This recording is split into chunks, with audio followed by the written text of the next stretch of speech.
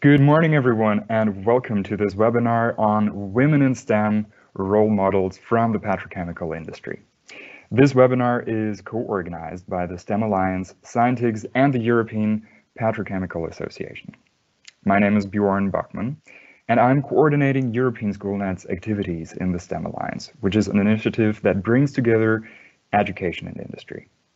Together with us in the room today, we have my colleague Yekaterina Shestitko, who will be supporting this webinar from a technical point of view. So if you have any questions or issues with your audio or connection, please do not hesitate to send her a message in the Q&A window. But most importantly, it is with great pleasure that I'm welcoming our speaker for today, Lucia Costa from Repsol, who will give the main presentation of today on women in STEM and share her own personal experience. Also with us here today is Gerardo Ambrosecchia from the European Petrochemical Association, or in short EPCA, which is co-organizing this event. He will give a short overview on what the EPCA does. So thank you very much to the two of you for being here with us and presenting today. Now, let me continue with some technical aspects. To get a greater experience out of this webinar, you can use live captions and subtitles. To activate these, you just need to go to your video controls and select captions or subtitles, and I put a screenshot here. You will also see a questions and answers window in your screen, and if you don't see it, make sure to open it because we will be sharing useful information and links with you there throughout the webinar. Also, as this is an interactive webinar where the audience can interact with the speaker, please feel free to share your questions in this Q&A window. We'll be collecting them and address them to the speaker towards the end of this webinar. And here is already the first link we're sharing with you. In the Q&A window, you can click on the signature list to validate that you participated in this webinar and receive a certificate of participation. This is to ensure that we can prove this event took place and so that we can continue to organize events like this one. Also, we will send you the feedback form after the event to the email that you provide here. And if you're interested in a certificate of participation, this is the only way to get one. Let us move to our agenda for today. We will begin with a brief presentation of the European Petrochemical Association.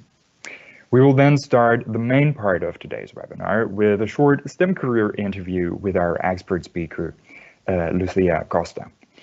I will ask her about her job, what inspired her to pursue this career, and what kind of advice she has for students before she will present some insights on her experience as a woman in the field of STEM. Finally, we move to our questions and answers session, in which we will address the questions from you, from the audience, related to the presentation, as well as STEM careers and advice to students, teachers, and career counselors. So again, please share your questions with us in the Q&A window. Let me now introduce Gerardo Ambrosecchia from the European Petrochemical Association. Gerardo, how are you today? Hi Bjorn, thank you. Good morning and welcome everybody. My name is Gerardo and I'm from the European Petrochemical Association in Brussels. Our organization gathers the main global producer of petrochemical, but also logistic companies that ensure that those products are delivered to you via truck, train, boat and plane. Petrochemical products are products obtained by refining petroleum, which can be transformed into the most diverse goods. It makes anything made of plastic, rubber, nylon, or medicine, paint, cosmetics. From your phone to your sneakers and your shower gel, if you look around you, you will see that petrochemical products that are all over. This is a very important industry for everybody's life, as we could see during this coronavirus pandemic. Think about the hand sanitizer, mask, gloves, and the medical equipment which is used every day to contain the spread of the virus, or all the packaging that preserve fresh food. This sector needs smart and creative people to make a better product and to find a solution to protect the environment. To answer questions such as what are the best ways to recycle plastic or how to lower CO2 emission to fight climate change. We can't do it without the new idea from the new generation, without the new idea from you. As EPCA, we want to encourage students to engage in STEM studies, where STEM stands for science, technology, engineering, and mathematics. And we want to encourage all students, especially girls, because only with more female leaders on board, we can face the sustainability challenge and have a chance to succeed. Today, we have invited Lucia Costa from Repsol. Lucia will tell us more about her experience from STEM studies to the petrochemical industry. We hope that this will inspire you and that you will follow in her footsteps if this is what you want to do. So now I give the floor to Lucia, but please don't hesitate to ask her any question you may have in the Q&A session. Thank you. Thanks a lot, Gerardo. Actually, let me first introduce Lucia with a bit more information for the audience, and I'm very happy to welcome Lucia today. So yeah, let me share some information. After graduating with a degree in chemical engineering, Lucia began working for Repsol, obtaining a master's specialized in petroleum refining and petrochemicals in their graduate training scheme. Since then, she has been involved in different activities and positions, such as production, engineer, polypropylene film and fiber specialist, and as a senior polyolefin healthcare specialist. She is currently in charge of project development and serves as a technical advisor to customers worldwide with expert product processing and application knowledge for all Repsol healthcare polyolefin products. In this role, she also works closely with account and product managers in developing and implementing product portfolio strategies and identifying opportunities to drive growth and create value in the field of medical and pharmaceutical applications. Lucia, thank you so much for joining us today. Good morning. Thank you. Thank you for having me. Now, let us begin with a short STEM career interview. I have a couple of questions for you that I and the audience are curious in. And let us begin with a basic overview. Can you tell us in a few words what a typical working day looks like? Right. So I work in the polyolefin technical service and development department. So as you just mentioned, I'm responsible for all medical and pharmaceutical applications. My job involves providing technical support to customers, for instance, in terms of what materials to use for specific applications, providing technical expertise on process and product recommendations, and also developing novel solutions for customers in the medical market. Also, a big part of my job involves visiting customers at client sites. So really, there's no typical working day. I think that's also the beauty of my job, that I get to work with interdisciplinary teams, different groups of people, even within my company, and also different clients of different profiles. So there's no really one typical working day, and I get to learn something new every day. So it's very exciting. Sounds very cool. And may I ask who or what inspired you to follow this career path? So my parents both studied a degree in science. My mother was a chemist and my father was a chemical engineer. So I guess I was very much encouraged by them and inspired by them from an early age. Also, I was very lucky to have had great teachers during school that really encouraged me and gave me the confidence to pursue a degree pursue a path in STEM and finally a degree in engineering. So I'd say a combination of both family and teachers. I see. Okay, and then since we have students joining us today as well, what is your advice that you can share with students who are interested in this career? So first of all, I just want to point out that it's a really great time to be in STEM. Companies are constantly looking for new talents. And are more committed than ever to addressing gender imbalance. So if you're really interested in following a career in STEM, by all means, please do, because it's a great time. It's an exciting time to be in STEM, and companies are really looking for new talents. In terms of advice, I think I would give 2 pieces of advice. Based on my experience. One would be to get involved in as many activities as you can and speak to as many people as possible. For instance, I think this is a great initiative.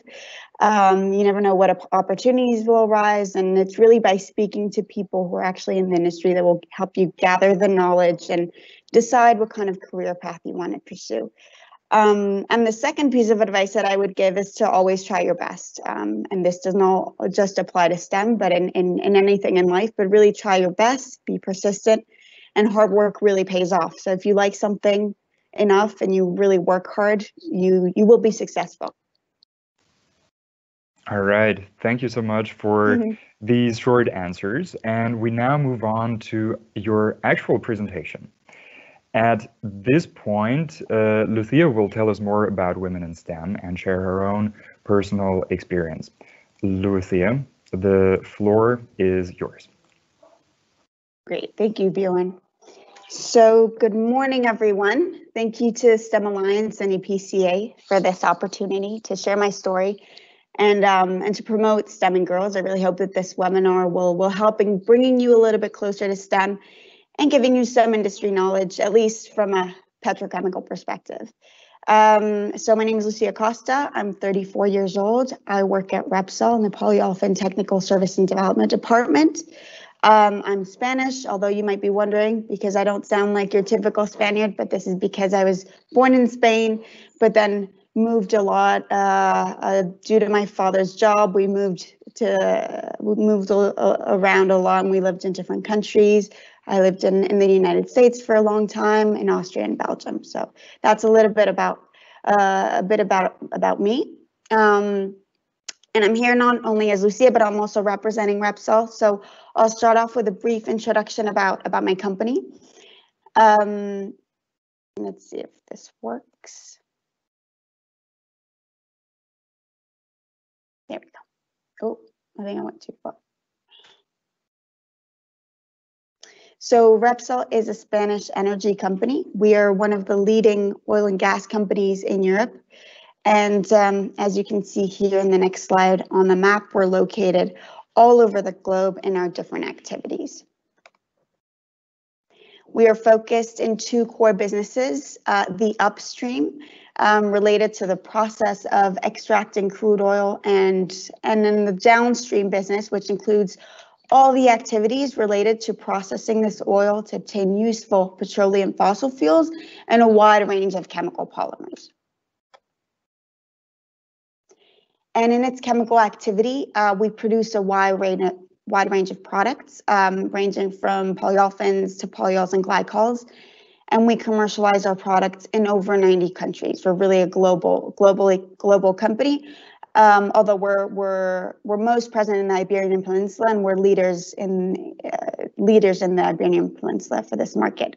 Our products are used to manufacture everyday articles, which improve people's qualities of life, well-being, and safety.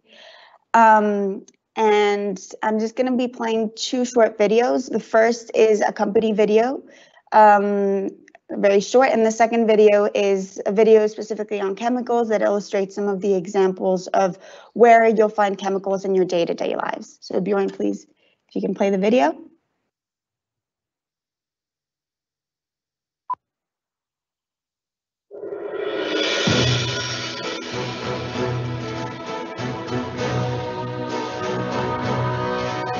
Repsol is a global integrated energy company that undertakes upstream and downstream activities worldwide. Our strategy enables us to develop attractive new areas of business, diversifying our asset portfolio and generating added value. Repsol has achieved a leading position in terms of integrated refining and marketing in Europe. We are concerned with achieving people's well-being and the economic growth of society. At Repsol, we contribute with talent, effort, and enthusiasm to building intelligent and sustainable energy solutions in the long term. Our products and services meet the highest quality standards, and our processes respond to strict controls on safety and energy efficiency. Respect for our surroundings is our main criteria for action.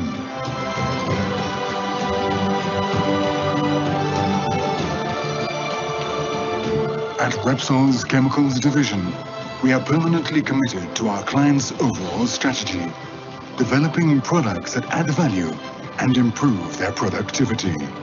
We aim to help your business with our multidisciplinary and highly qualified team throughout Europe.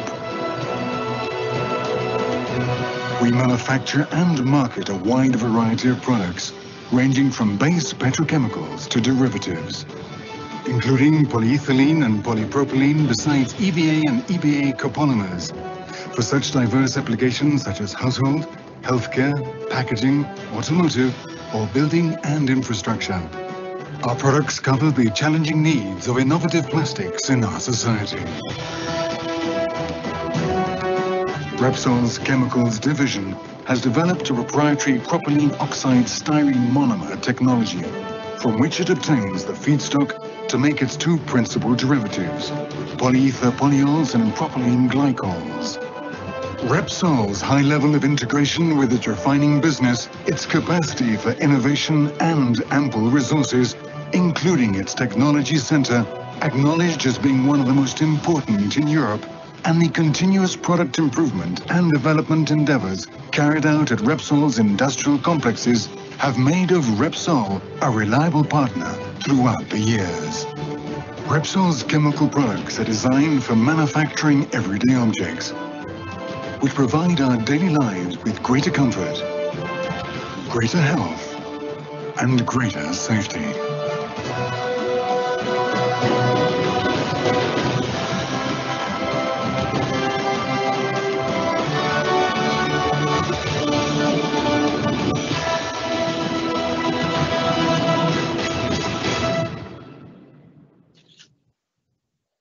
And now if you can play the other video, Bjorn. Yep. Thanks.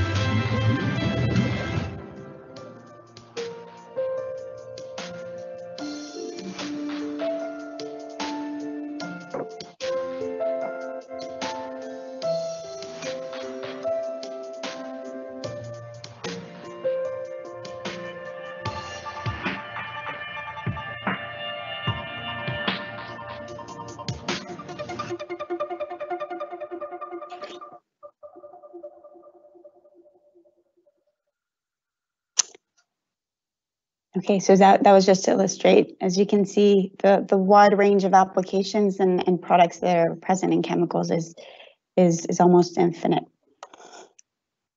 And try and I don't have the control, right, Bjorn? I think you still. Oh, there we go. There we go. So, I went too far. Right, so we are 25,000 employees in the company, and about a third of the employees are women. And while the company puts a lot of effort in recruiting employees from diverse backgrounds and genders, and while I feel very lucky to be in a company that acknowledges diversity and gives equal opportunities for both men and women. So that's a little bit about Repsol. Now let me tell you a little bit about what I do and what took me here.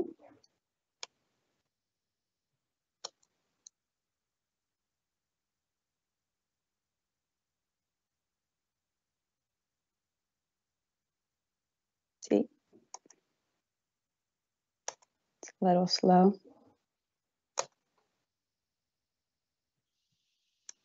There we go.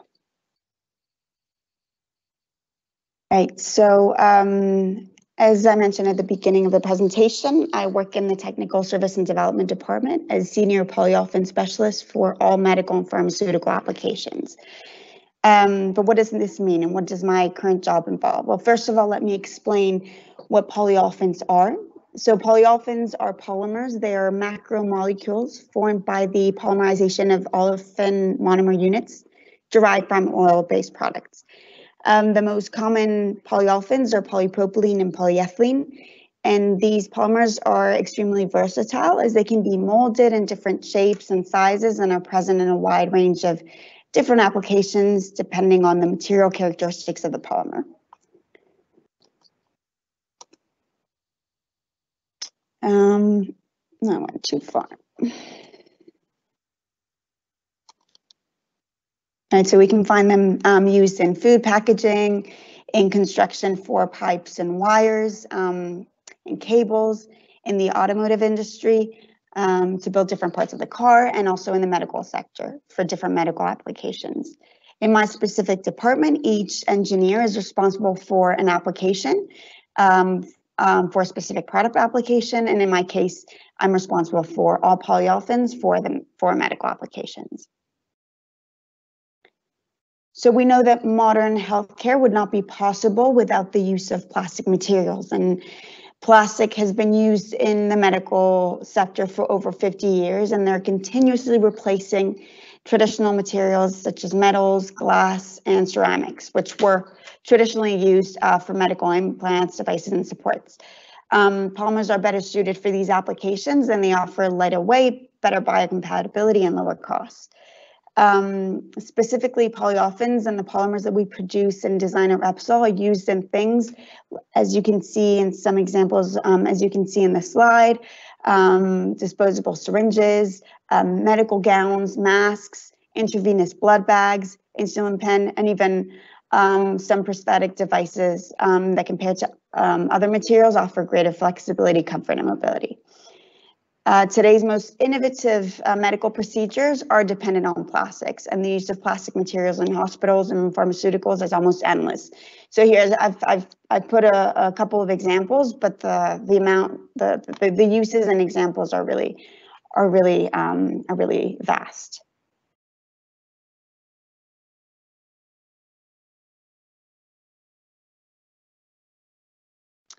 So this is a little bit about what I do. Now let me tell you about how I actually decided to study a degree in STEM and how I got here. So as I mentioned in the interview questions, both my parents come from a scientific background. So I was always very much encouraged and inspired by them. I think having parents who studied a degree in science helped me to approach science and math in a very natural way and not find these subjects particularly intimidating. I worked hard at school and asked for help when I needed it. So this is another piece of advice that I would give. And I did get a lot of support from my teachers and parents. So in this sense, I feel very lucky because I know that a lot of my friends, my especially my girlfriends at school, thought science subjects to be very difficult. And I know that this is one of the reasons why students, and in particular girls, can be discouraged by the thought of studying some subjects. But I can tell you now, it's really not about being born a genius. It really just is about working hard. So if you enjoy science and are intrigued by the subjects, speak to people and don't be discouraged. Also, teachers have a fundamental role to play in making these subjects attractive and empowering students to build confidence in themselves. So as I was finishing school, I didn't really have a preconceived idea of what I wanted to study. I knew that I loved chemistry and math in particular, and it was my father who suggested I pursue a degree in chemical engineering. It's a degree that is very versatile and will open many career opportunities. So I decided to take his advice. It seemed appealing to me, and I decided to apply for a degree in engineering, in chemical engineering. My teachers were also extremely encouraging and gave me the tools and helped me prepare for my exams in order to get into the degree that I wanted and the university that I wanted. I studied chemical engineering at a university in London called Imperial College London, and at the end of my degree, I applied for Repsol. In 2008, once I finished my degree, I graduated. I began working for Repsol on the graduate training scheme, and I did a 1 year's master's program with them, specializing in petroleum refining and petrochemicals. After I finished my master's here in Madrid, I was then transferred to one of the 5 refineries that Repsol has, specifically based in a small town called Puertollano, which is 250 kilometers away from Madrid. And here I worked as a production engineer in one of the units called the fluidized catalytic cracker. And here, I've included a picture of my first day in the refinery, wearing a hard hat and overalls. You really couldn't look more like an engineer. And I'll actually see the picture, which was taken over 12 years ago, and I really had no idea what I was doing. But like anything in life, you learn and you make the most of the opportunities that are available to you. So I worked as a production engineer, and here I was responsible for ensuring unit sustainability, process optimization, and troubleshooting irregular process conditions.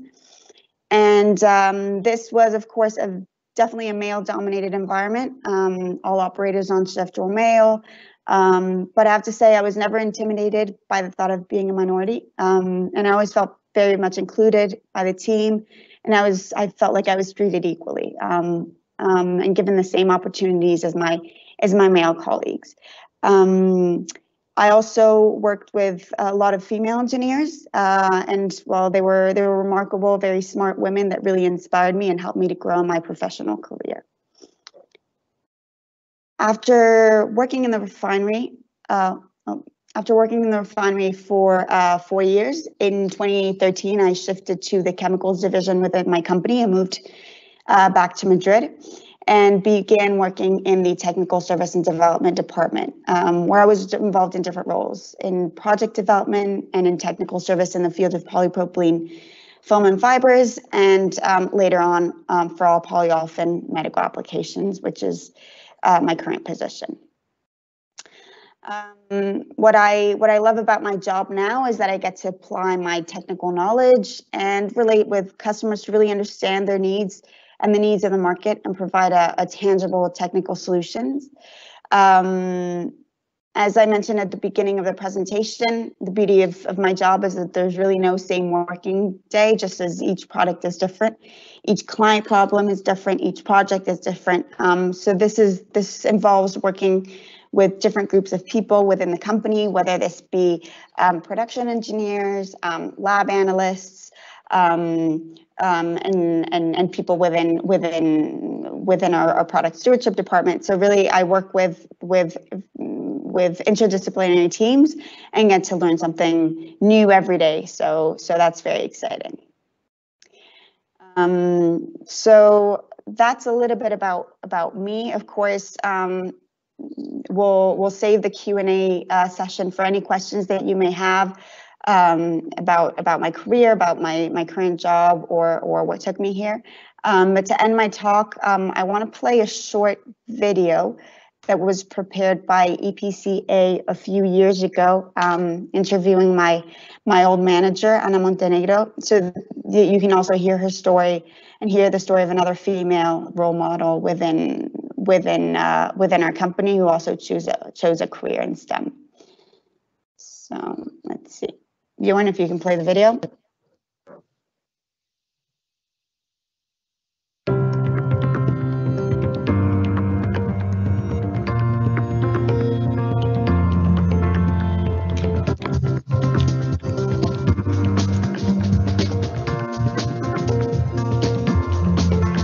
I'm Ana Montenegro. I'm the actual responsible of the Technical Service and Development Department in Repsol for polyolefins. Polyolefins are the most common and the usual plastics you are living every day in your houses.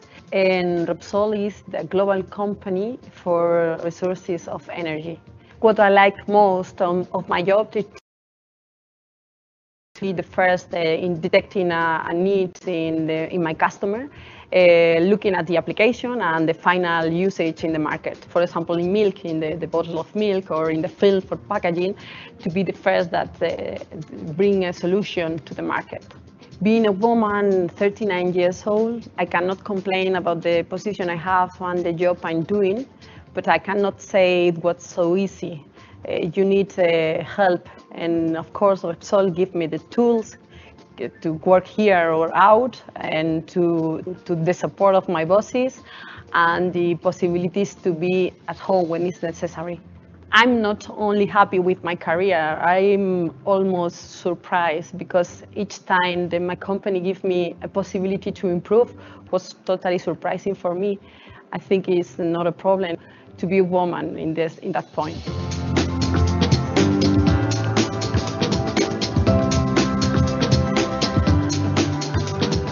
I have a wonderful family with my husband and 2 boys. One is 5 and the other is 8-year-old. In our spare time, we have time together, and of course I try to smile with my friends and to have some aerobic sport. I try to always have 3 hours per day. The times they are sacred for my family, and we are totally involved in the education and to be with them. Repsol year by year is winning in Spain as the best company to combine your job, your work and life balance.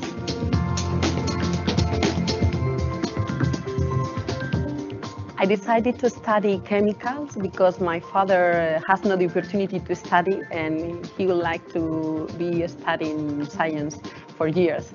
And after one of my professors, Sister Angeles, was my math teacher, and I love the math, I love the science, I love all the chemical parts. That's why I'm here. I think for a woman, the advice is the same for a man, and is to be the best on the things they are doing, to try to be the best. And if you are the best, doesn't make a difference if you are a woman or you are a man.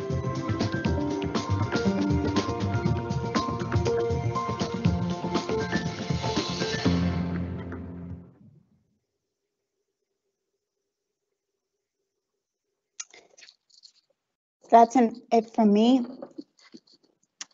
I think now it's time for the Q&A session. Absolutely. So thank you so much for this very inspiring presentation. And as you mentioned, we now have time to address the questions that we received from the audience. So at this point, if our viewers and participants for today still have questions that they haven't asked, please feel free to share them in the Q&A window. But we've already received some questions indeed. And they mostly relate to to the topic of women in STEM. So, for instance, we have one question from a teacher: can there be a great difference between women in STEM and men as to handling different situations in the industry? So this is a great question. Well, one of the reasons why it's important to include women among scientific decision makers is to increase the diversity of viewpoints. Of course, half the population is female, so we really deserve to have a female perspective in decision making and in the solution. And also, the other aspect is that diversity leads to the best ideas. So it's important really to provide different perspectives and new ideas to the table. So yes, I think men and women can provide different solutions, but this is the beauty, and this is why we need to really promote STEM and more women in STEM careers, definitely. Mm-hmm. And we have one question that builds up on that. So a teacher from Italy is asking, although there are more and more women in the STEM field, still prejudices and differences in pay and managing work remain there, as it's not the case for men. So do you agree with this, or what do you think can be done there? Mm-hmm. Luckily for me, I don't have this issue. I think in our company we're given the same equal opportunities, but of course it's a reality. It's a sad reality, but it needs to be addressed. So I think initiatives to really promote women and fight for our rights really is essential in obtaining the same equality. And I think especially in roles higher up in management roles, this is especially relevant because there are fewer and fewer women. So this is definitely something that needs to be worked on. Yeah. And was it, I mean, I understand it wasn't that hard for you personally to build your STEM career in, let's say, male dominated field, but do you have advice to women or young students who are about to enter this field of STEM, and how can they tackle this situation? Mm-hmm. So evidently, petrochemicals and engineering is still a male-dominated industry. That's a fact. I think, well, luckily for me, I never felt discriminated. So this is something that I'm very much aware of. But I know that this is not the case in other sectors. But I think what we need to do is to promote STEM in women, build our confidence, and just really show that they're role models and in the industry, and really show yourself for what you're worth and for your hard work. I don't think that as Anna, as we saw in the video before, I think if you work hard and you demonstrate day to day your worth, it doesn't really matter whether you're a man and a woman or a woman, and you will be valued for the work that you carry across. Yeah. So really, my advice would be work hard, persevere, and hopefully the work will pay off. Yeah. But it's a long road, and we need to keep on working. All right. So you mentioned that you need to persevere and work hard. So students who are interested in this field should not be discouraged by that and to follow STEM subjects. But what do you think can teachers and educators do to encourage students and raise their interest in the first place? Mm-hmm. So I think initiatives like this one are really important to empower girls. It's also really important to provide guidance and give them confidence, as I've mentioned a couple of times already.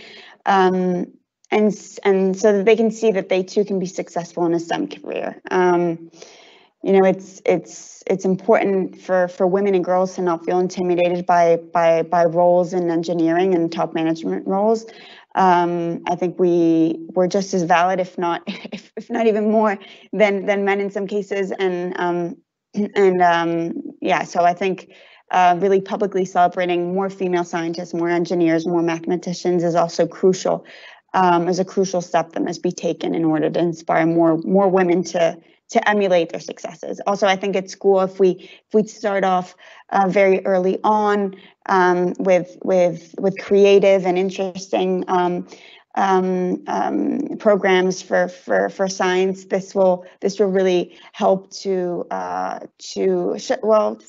girls to really pursue an interest in science. So I think it's both, starting off from a very young age, starting with science programs, and also having female role models in the industry for girls to follow their footsteps.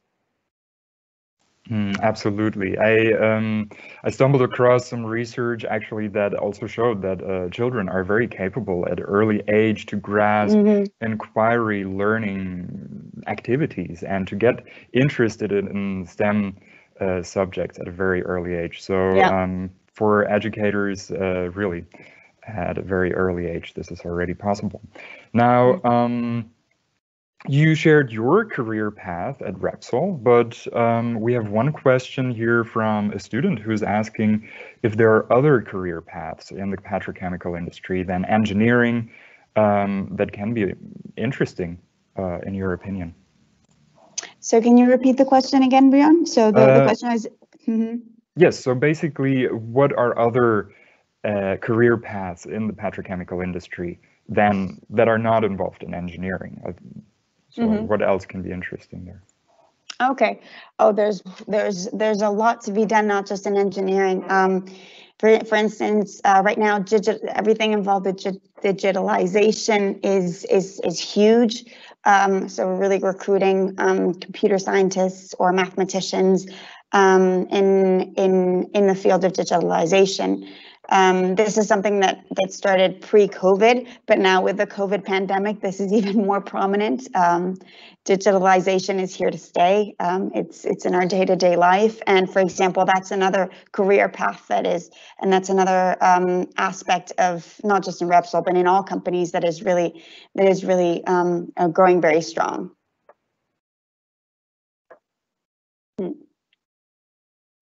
All right. Thank you so much for your answers to these questions. It is now time to wrap up today's webinar. We're coming to the end already. So let me just share with the participants of today, as mentioned in the beginning, that it is crucial that you validate your attendance in this webinar via this digital signature list. Only if we can prove that you attended today, we will be able to continue organizing events like this one.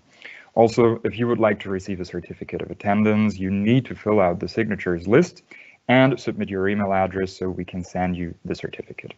If you're watching the recording of this event, please note that only participants who attended the webinar live and filled in this signature list will be able to receive your certificate. Now we are sharing at this point with you the link to the feedback survey, because we believe it's really important to know what you think. So we appreciate if you take about 3 minutes to share your thoughts and feedback on today's webinar so we know how to improve for the future. The recording of this webinar, together with the slides, will be available on the STEM Alliance website in the following days. We will also send you a follow-up email with all the details you need. So thank you so much again, Lucia and Gerardo, for your presentations. I also think this was a very interesting question and answer session. So thank you everyone for participating. That's all from our side. So take care and stay safe and have a nice day. Bye-bye. Bye.